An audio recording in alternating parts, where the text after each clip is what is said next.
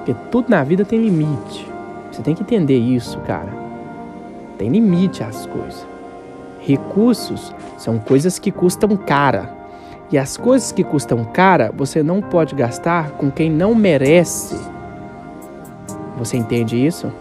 Quando você gasta coisas valiosas com quem não tem valor algum, você está jogando coisas valiosas fora.